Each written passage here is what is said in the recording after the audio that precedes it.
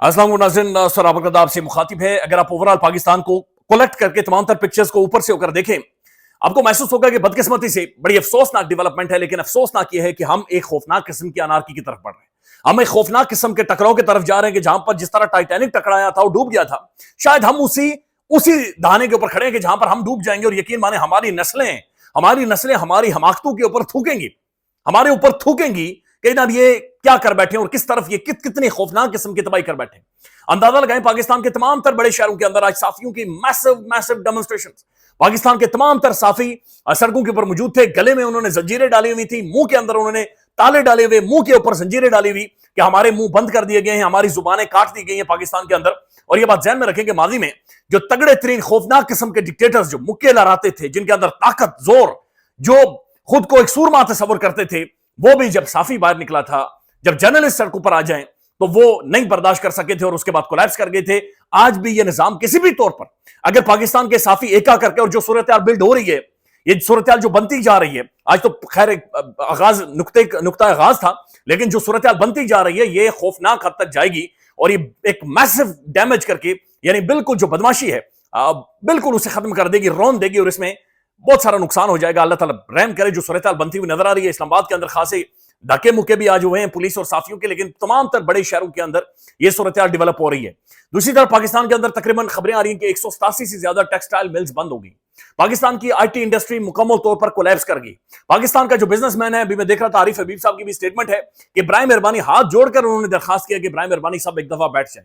कुछ देर पहले की खबर है कि बलूचिस्तान के अंदर एक दफा फिर पाकिस्तानी फौज, लॉ एनफोर्समेंट इदारों की कुछ शख्सियात, जो हमारे फौजी ऑफिसर्स हैं, उनके ऊपर हमला हुआ है और 2-3 जवानों की शहादत वहां पर हुई है। पाकिस्तान की जुडिशरी को देख लें, यानी जजेस एक दूसरे का मांस काट रहे हैं, लिटरली छुरियां उन्होंने या पंजे बिल्कुल नोच रहे हैं एक दूसरे को। एक जज का दूसरे पर हमला, दूसरे का तीसरे के ऊपर हमला है। एक खौफनाक किस्म का माहौल है जो बना हुआ है। नाज़रीन, इमरान खान साहब ने आज अपनी पोजीशन वादे कर दी है और ये बहुत बड़ी डेवलपमेंट है। आज बड़ी सख्त किस्म की गुफ्तगू इमरान खान ने न सिर्फ की है, बल्कि एक पॉलिसी स्टेटमेंट देकर इमरान खान ने वादे किया है। इमरान खान ने कहा है कि अगर कोई समझता है कि हमारे एहतजाज का रास्ता बंद किया गया है, तो ये उसकी भूल है। कोई समझता है कि हम एहतजाज नहीं करेंगे तो ये इसकी भूल है। मैं जेल में बैठकर इतने एहतजाज करवाऊंगा कि इनकी नस्लें भी याद रखेंगी कि इनका पाला किसके साथ पड़ा था। तो खान बिल्कुल लड़ गया है, खड़ा हो गया है और वो कह रहा है कि ना 1% भी ना तो बैकफुट पर जाना है, ना कॉम्प्रोमाइज करना है। This is the right time के जहां पर अब हमने मामला को आगे लेकर जाना और वंस फॉर ऑल इन्हें सेटल करना है और यहां पर चीजें इस तरह से नहीं जाएंगी। नाज़रीन, दूसरी तरफ जो बड़ी डेवलपमेंट है, पाकिस्तान के मीडिया में एक डिबेट बनी हुई है। ये आमिर इलियास राना साहब है, ये साफी भी हैं, हुकूमत के अनऑफिशियल तर्जुमान भी हैं, इदारों के भी अनऑफिशियल तर्जुमान हैं। इन्होंने आज तकरीबन 8 घंटे पहले दिन में ट्वीट किया। इनका यह कहना है कि बैरिस्टर गोहर एक छोटी सी मुलाकात और हुई है, यानी बैरिस्टर गोहर साहब की पाकिस्तानी एस्टेब्लिशमेंट के या इदारों के अहम शख्सियात के साथ एक और मुलाकात हुई है। अब उस मुलाकात के अंदर बैरिस्टर साहब के जरिए पैगाम भेजा गया खान साहब को, और पैगाम यह भेजा गया कि बस इमरान खान को कहें कि चंद दिन के लिए खामोश हो जाए। खान को यह कहा गया कि चंद दिन के लिए अगर इमरान खान खामोश हो जाते हैं तो फिर सब सेट हो जाएगा, सब कुछ ठीक हो जाएगा। खान साहब चंद दिनों के लिए खामोश हो जाए। तो एक तरफ यह पैगाम भेजा गया कि खान साहब चंद दिनों के लिए खामोश हो जाए।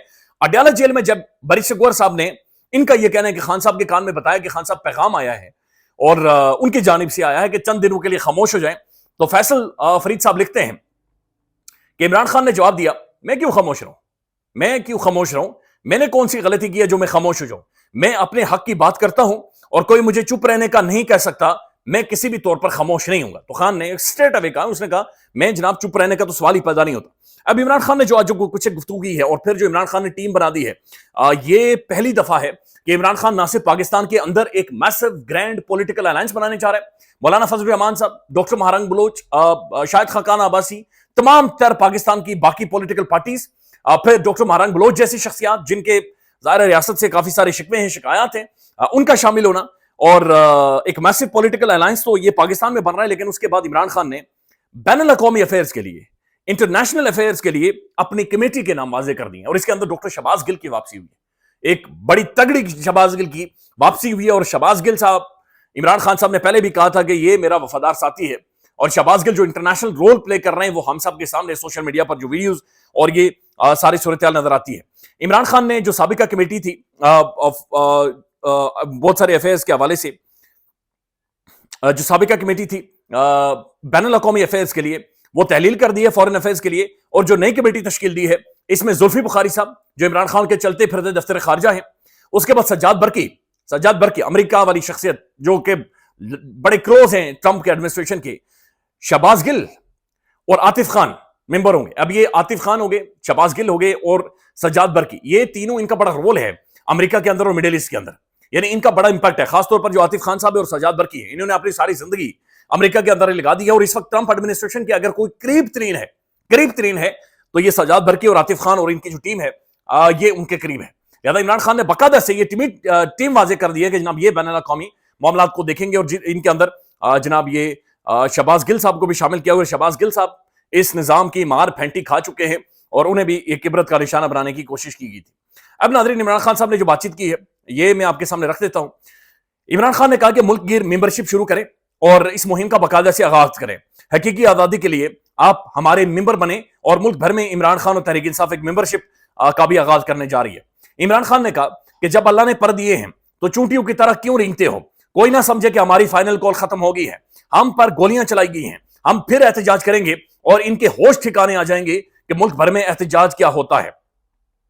دنیا کی کوئی چیز، عمران خان نے کہا کہ دنیا کی کوئی چیز مجھے نہیں ڈرا سکتی. اگر یہ سمجھتے ہیں کہ میں ڈر جاؤں گا یا پیچھے ہٹ جاؤں گا تو ضروری ہے کہ یہ اپنے خواب سے جاگیں، کیونکہ کوئی بھی چیز مجھے نہیں ڈرا سکتی.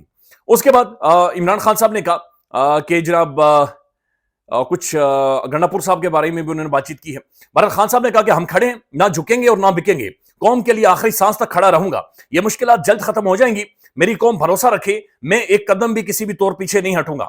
مذاکرات ایک ڈھونگ تھا، ہم ان کٹپتلیوں کو ایکسپوز کرنا چاہتے تھے جو میں نے کر دیا ہے کہ جناب یہ اردلی ہیں اور ان کے اندر نہ تو طاقت ہے، نہ دمخم ہے، اور نہ یہ معاملات کو آگے لے کر جا سکتے ہیں.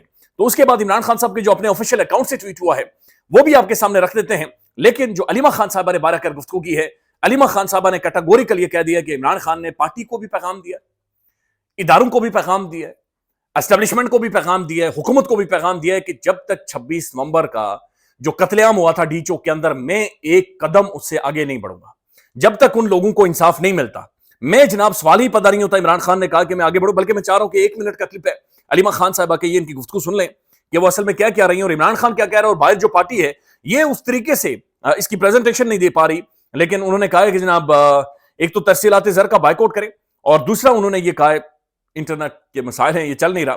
لیکن عمران خان نے کہا ہے کہ اوورسیز پاکستانیوں سے کہا ہے کہ وہ جمہوریت بچانے کے لیے ترسیلات زر کا بائیکاٹ کریں، اور یہاں پر یہ کہا کہ پارٹی رہنماؤں کو کہ جناب جو بھی 26 نومبر کے بعد جو مسنگ لوگ ہیں جنہیں اٹھایا گیا، مارا گیا، غائب کیا گیا ہے، ان کی تصویریں جاری کریں، ان کے اوپر بات چیت کریں، بین الاقوامی میڈیا کو انگیج کریں، ایمبیسیز کو انگیج کریں، انٹرنیشنلی اس بات کو پھیلائیں، اوورسیز پاکستانیوں کو کہیں کہ وہاں پر وہ کنونشنز رکھیں، وہاں پر اداروں کو بلائیں اور چیزوں کو آگے بڑھائیں.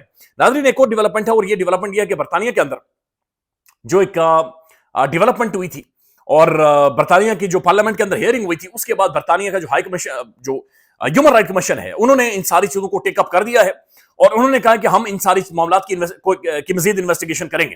پھر جو اوورسیز پاکستانیز ہیں انہوں نے تمام تر ثبوت، تمام تر ایویڈنس ان کے سامنے رکھ دیا ہے، لہذا انہوں نے کچھ ٹائم مانگا ہے کہ ہم اس کو انویسٹیگیٹ کرتے ہیں، اور پھر اس کے بعد باقاعدہ سے وہ تجویز پیش کریں گے اور باقاعدہ سے حکومت اقدامات کرے گی کہ جو کہ سینکشنز کی طرف جائیں گے، جو کہ پابندیوں کی طرف جائیں گے. اب یہ بات بھی بڑی کلیئر ہو گئی ہے جناب، جو رچرڈ گرینل کے حوالے سے بیانیہ بنایا گیا تھا یا ایک کنفیوژن کریٹ کی گئی تھی کہ عمران خان صاحب کے حوالے سے اس نے اکاؤنٹ ٹویٹ ڈیلیٹ کر دیے ہیں، تو خبر یہ ہے کہ جناب رچرڈ گرینل نے کوئی 45 دن کا کیپ لگایا ہوا ہے.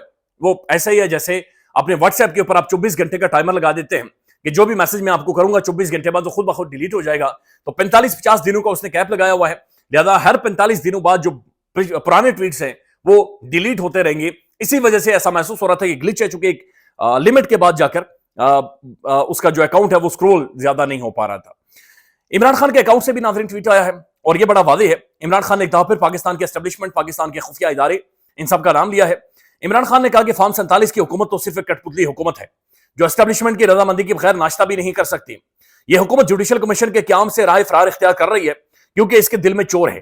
9 مئی اور 26 نومبر کے سانحات کا حساب لیے بغیر ہم آگے نہیں بڑھ سکتے. یعنی خان اڑ گیا ہے، ادھر قلعہ ٹھوک دیا، یعنی 26 نومبر سے وہ ایک قدم آگے نہیں بڑھ رہا. اور جو بیرسٹر گوہر صاحب کے ذریعے پیغام بھیجا گیا کہ خان صاحب تھوڑا سا خاموش ہو جائیں، وہ ایک سٹیپ اوپر آ رہا ہے، مزید آگے آ رہا ہے، مزید آگے آ کر عمران خان چیزوں کو واضح کر رہا ہے. انہوں نے کہا کہ ہمارے لوگوں کو آپ نے قتل کیوں کیا ہے، ہمارے لوگوں کو اغوا کیا گیا، زخمی کیا گیا، اور بیجا مقدمات قائم کر کے ملٹری حراست میں دیا گیا ہے. دنیا کی تاریخ میں کہیں سیکیورٹی فورسز نے اپنے ہی شہریوں پر سیدھے فائر نہیں کھولے، مگر ہمارے کارکنوں کے ساتھ یہ ظلم ہوا ہے. ان واقعات کی تحقیقات کے لیے کمیشن کا قیام ناگزیر ہے، اور کمیشن نہ بنانا حکومت کے جھوٹا ہونے کا ثبوت ہے. یہ ہمارے خلاف پروپیگنڈا کرتے ہیں. ہم مذاکرات کی میز پر بیٹھنے کو تیار نہیں، مگر حقیقت یہ ہے کہ جب ہم ملک کی خاطر مذاکرات کے لیے آئے تو کمیشن کا مطالبہ سنتے ہی یہ دم دبا کر وہاں سے بھاگے ہیں. میرے خلاف جھوٹے مقدمات کیے جا رہے ہیں. پروسیکیوشن کو 50 کروڑ روپے دیے گئے میرے اوپر جعلی کیسز کرنے کے. اس کے علاوہ بھی ججز اور وکلا پر حکومت کا پیسہ لگتا ہے، اور یہ پیسہ عوام کے خون سے چوس کر یہ لگاتے ہیں. اسی عدم استحکام کے بدولت 2 سالوں میں 18 لاکھ لوگ یہ ملک چھوڑ کر چلے گئے ہیں. یہ تعداد 18 لاکھ نہیں ہے، یہ 30-35 لاکھ تک پہنچ چکی ہے. پاکستان کی تمام تر خفیہ ایجنسیوں کو تحریک انصاف کو کچلنے کے کام پر لگا دیا گیا ہے، تاکہ 8 فروری کو اس ملک کے عوام کا مینڈیٹ پر جو شب خون مارا گیا تھا وہ سامنے نہ آ سکے. اگر ایجنسیوں کو سیاست کے بجائے اپنا کام کرنے پر لگایا جاتا تو ملک میں دہشت گردی کا ناسور دوبارہ سر نہ اٹھاتا. اب یہ اگین سخت ترین بات ہے. جنرل یحییٰ خان پارٹ 2 اور کٹ پتلی حکومت مجھ پر جھوٹے مقدمات کا جواز بنا کر مجھے جیل میں رکھے ہوئے ہیں. القادر کا مقدمہ بھی بھونڈا اور توشہ خانہ کا مقدمہ ہے. اب یہ جو جنرل یحییٰ خان پارٹ 2 ہے، اس کے اوپر بڑا غصہ محسوس کیا جاتا ہے. میں موجودہ چیئرمین نیب اور جج ناصر جاوید، جس کی کارکردگی سپریم کورٹ کے فیصلے میں سب کے سامنے ہے، کے خلاف قانونی چارہ جوئی کروں گا.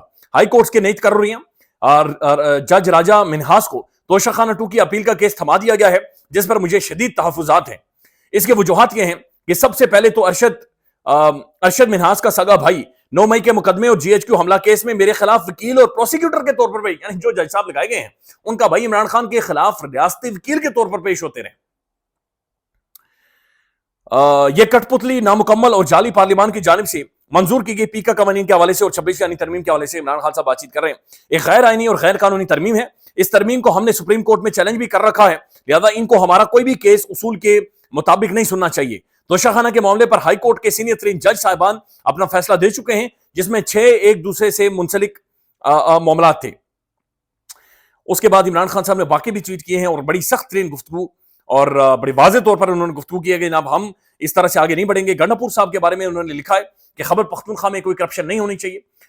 گنڈاپور نے خود کہا کہ ان کی نیند پوری نہیں ہوتی، لہذا نیند نہ پوری ہونے کی وجہ سے ہم نے گنڈاپور صاحب سے یہ کہا کہ ٹھیک ہے آپ پارٹی صدارت چھوڑ دیں اور آپ صرف صبح کے معاملات دیکھیں. لیکن خبریں یہ آ رہی ہیں کہ کل جو گنڈاپور صاحب کی اور خان صاحب کی ملاقات ہوئی ہے اس کے اندر تلخی تھی، اچھی خاصی تلخی تھی. خان خوش نہیں تھا اور لیٹس سی یہ صورتحال کس طرف جاتی ہے. مزید اپڈیٹ کریں گے. اللہ حافظ.